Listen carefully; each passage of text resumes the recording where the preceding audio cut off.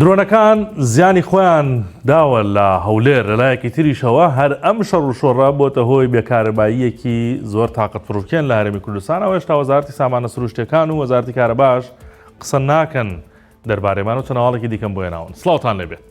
پرشکی ئاگری شەڕەکە لە هەولێریش زەرەری داوە. لە دوێنێشەوە خەڵکی شار گوێیان لە تەق و تۆق دەبێت. لە سەرچاوەی نەزانراوە درۆن دێت و سیستەمەکانی بەرگری دەیخەنە خوارەوە. پارچەکانیش لە کاتی هاتنە خوارەوە زیانی خۆیان داوە. لە گەڕەکی پیرزین کە نزیکە لە قونسوڵخانە تازەکەی ئەمریکا لە هەولێر ماڵێک ئۆتۆمبیلەکەیان لەبەر دەرگا ڕاگرتووە. پارچەیەک لە ئاسمان بەربۆتەوە و بەر ئۆتۆمبیلەکە کەوتووە. مادی سلێمان خاوەنی ماڵەکەیە قسەی بۆ 964 کردووتی بەیانی ئەمڕۆ دەوروبەری 9-20 خولەک گوێیان لە دەنگێکی گەورە بووە کە تەماشایان کردووە پارچەیەک بەر سەقفی ئۆتۆمبیلەکە کەوتووە و جامی پانۆراماکەی شکاندووە.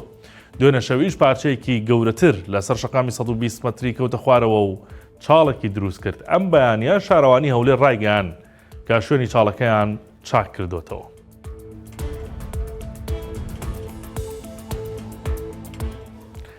هاتوچۆی بەرزەکانی نێوان ئێران و هەرێمی کوردستان بە تەواوی سنووردار کراوە. لەو دی و ئەوەی پاسپۆرتی عێراقی پێ دەتوانێت بگەڕێتەوە بۆ هەرێم، ئەوەشی پاسپۆرتی ئێرانی پێبێت دەتوانێت بچێتەوە بۆ ئەو دی و جگە لەمانە هاتوچۆ ڕاگیراوە.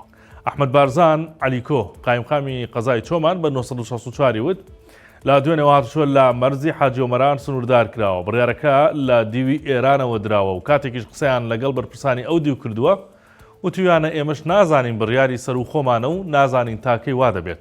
ئەم بڕیارە لە مەرزەکانی دیکەش وایە، بەڵام لە پەروێزخان پێیان وتون سبەی دەکرێتەوە و لە باشماخیش کات ناکاتە. هەندێک جار ڕێدەدەن و هەندێک جاری تر ڕێگەتدا دەخەن.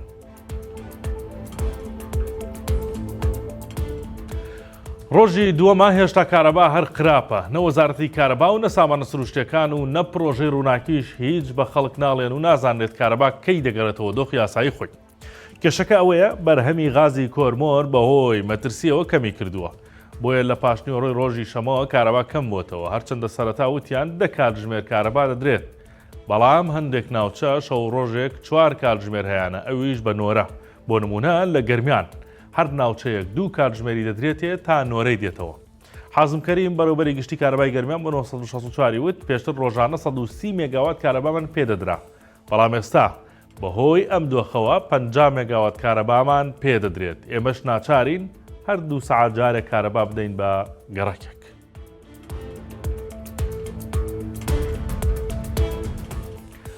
ئەمڕۆ شارەکانی ڕۆژهەڵاتی کوردستان حاڵیان باش نەبوو. لە سنە و مەهابات و ئیلام و کرماشان فڕۆکەکانی ئەمریکا و ئیسرائیل چەند شوێنێکیان بۆردومان کرد.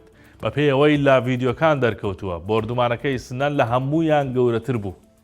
سوپای ئیسرائیل دەڵێ لە بنکەکانی سوپای پازداران و ئیطلاعاتیان داوە تا ئێستا زانیاری نییە زیانەکان چی بووە، بەڵام میدیای ئێران دەڵێت 3 کەس گیانیان بەخشیوە. لەبەرەوەی 2 ڕۆژ زیاترە هێڵی ئینتەرنێت لە ئێران و ڕۆژهەڵات نیە 964 نەیتوانی بزانێت ئاستی زیانەکان چی بووە.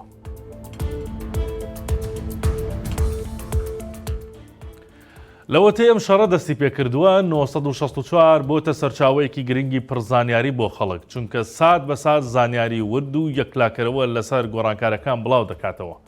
لەوەش زیاتر بە شێوەیەکی نیمچە ڕۆژانە عەقید سەلام شیکار و زانیاری ورد لەبارەی شەڕەکەەوە بە خەڵک دەگەیەنێت. عەقید سەلام مەسعەد ڕاوێژکاری 964 بۆ کاروباری سەربازی ڕۆژانە لە 2 بڕگەی شیکاریدا لە 2 کاتی جیاواز ورد و دروشتی گۆڕانکارەکان بۆ وەرگرانمان باز دەکات. دوێنێ و پێرێ هەرچی ڕوویدا بوو بە داتا و شیکاری ورد باسی کرد. بۆ ڕۆژانی داهاتووش هەروە دەبێت پێشنیارتان بۆ دەکەم ئەڵلقەکانی پێشوو ببینەوە ئەگەر لە دەستان چووە. ئەم چەند ڕۆژەش چاو لە 964 دامە بڕن بۆ ئەوەی زوو زانیاریەکانتان پێ بکات.